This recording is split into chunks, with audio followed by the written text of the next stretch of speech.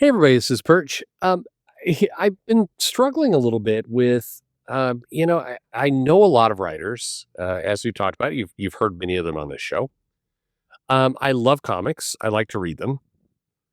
I don't. I take issue with a lot of YouTube channels and personalities that are like comics are shitty. Everything is dying. Here's something that's dying, but I get why they do it. Number one, it makes more money. It's just you get more. Like you put out a video of like this comic was amazing and this comic was shit.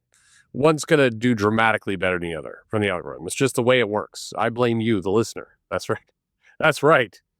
Um, but so I get it. I get it. On the other hand, it, it the other challenge is a lot of comics just there are good comics out there, and I maintain that there are more good comics out today than there were 5 years ago that are being published by far.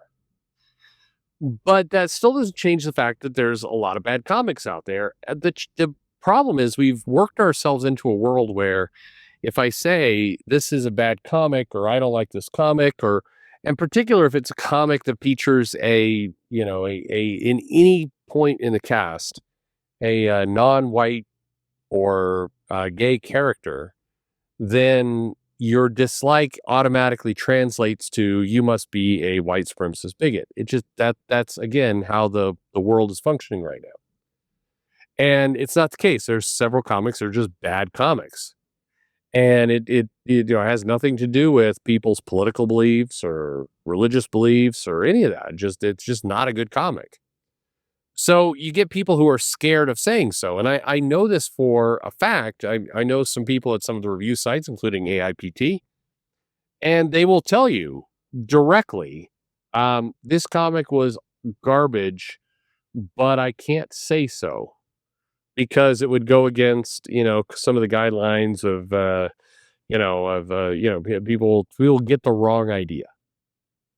It's the same thing that when sometimes people go, "Hey, Perch, you mentioned some of the wrong people." I do, and I shouldn't, and I get. By the way, 100% factual logic. It's like some people are going to assume you're connected to those people. It's like I get it on one hand. On the other hand, I'm kind of hoping for better human nature, and I get it's naive, and I get everything else, but I'm kind of hoping for better human nature where we all judge each other as individuals versus who I talk about in any given moment. Okay.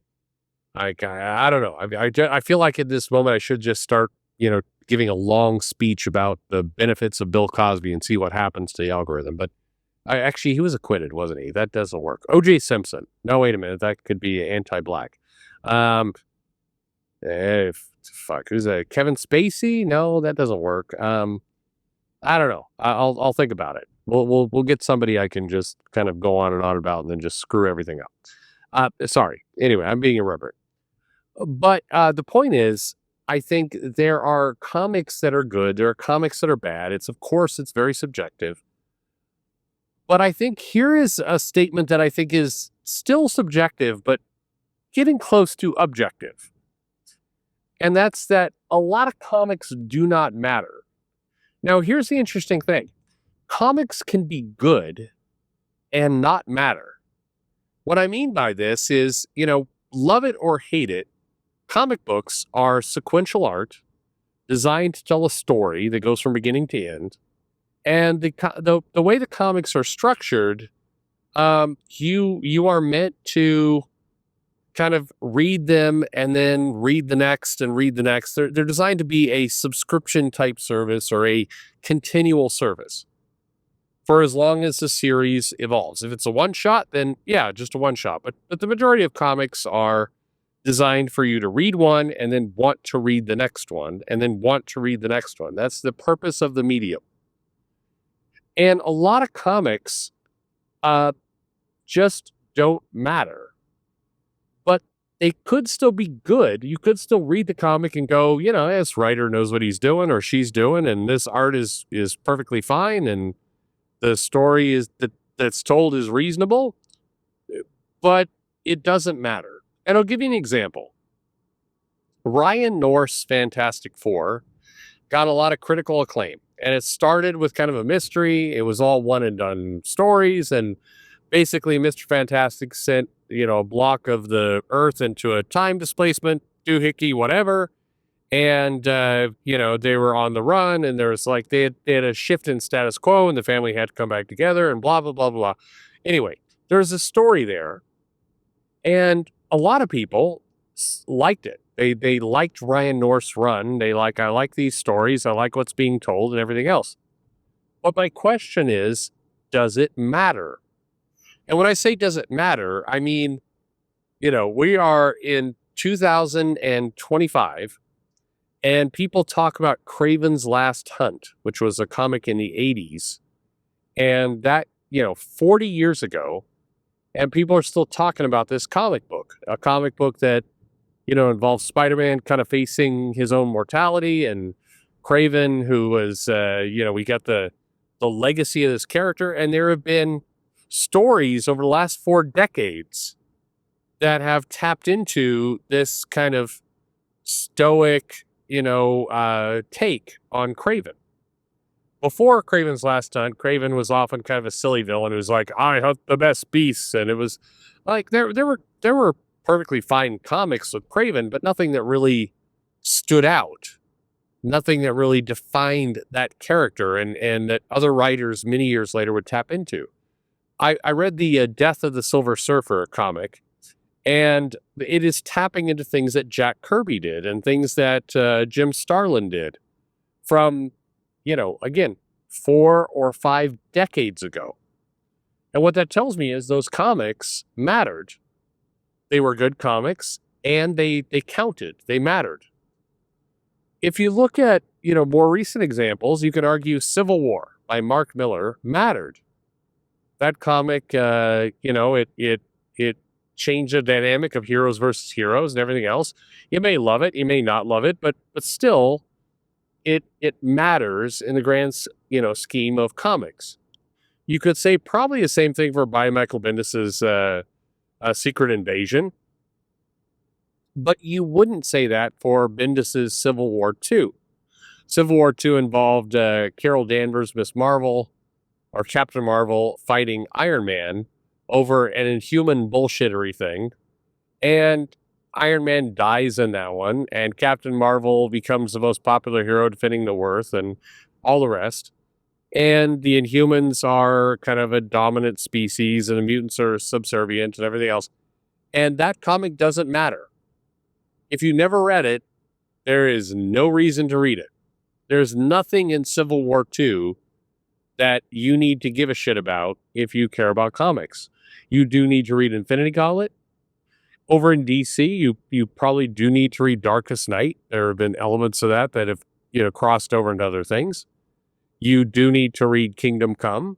That has mattered in the grand scheme of things. Whether you like the story or not, it matters. There's lots of comics that matter. Crisis on Infinite Earths. It's, again, another comic from the 80s. It still matters. It still comes back to it. The challenge with comics today is some of them may be perfectly well written, but do they matter?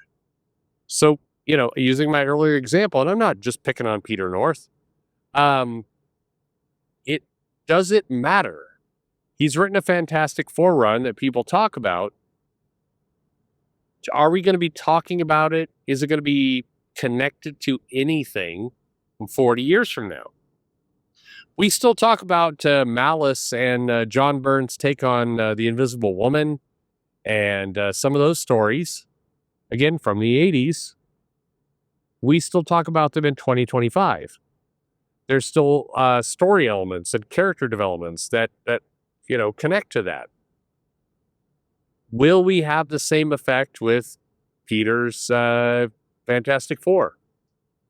Jerry Duggan is doing a West Coast Avengers. Is he doing anything in that West Coast Avengers run that we are going to remember or care about 40 years from now?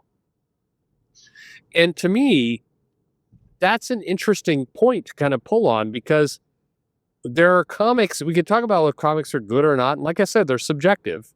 Comics can hit you one way or not. I mentioned in another video, I didn't care for Al Ewing's Immortal Hulk. It just, for whatever reason, the run didn't work for me. I didn't really care about it.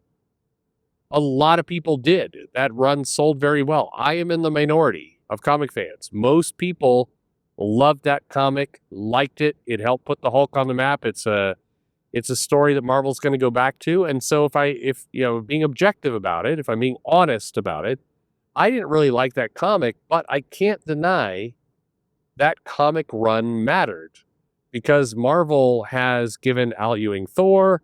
It has not been nearly as successful, but it is Philip Kennedy Johnson's doing a similar kind of body horror take in some ways with the Hulk, or at least more horror element. It defined a run on the Hulk that matters. I don't have to like it, but if I'm being honest, I have to admit it matters. The problem with comics today is that not enough of them matter. They may be good stories. The people creating them may be perfectly good artists and perfectly good writers. And everything is, good quality, but it doesn't matter. You got Jed MacKay and Ryan Stegman on X-Men right now. And I think Ryan Stegman's a good artist. I think Jed MacKay is a good writer. I don't think this comic matters. I don't think anything they do in there right now is going to be remembered anymore. And I love this guy to death. I like him. I interviewed him. I think he's a fun guy. I've had good conversations with him. Colin Bunn did a run on X-Men. I'll buy you a beer right now if you could tell me what happened during that run. I enjoyed it. For what it's worth, I liked it. I think it was well written. It was well put together. What happened? Anybody know? Some of you will know because you're comic nerds like me, but in general, my point is one of the problems comics has right now is that very little of it matters. Very little of it actually is leading to anything. It may be a bad story, it may be bad art, it may be a great story with great art. But does it matter? And if comics wants to be really successful, then the writers, the editors, the showrunners, all the people involved, the consultants, they need to make sure that the comics they're writing right now, what the question they should ask themselves and ask the teams involved, I would almost open up the script of this and say, is this comic going to be remembered or matter? Are we going to do things to move the character forward, to introduce things into the lore, whatever it happens to be? Are we going to do things that matter in 10 years, 20 years, 40 years?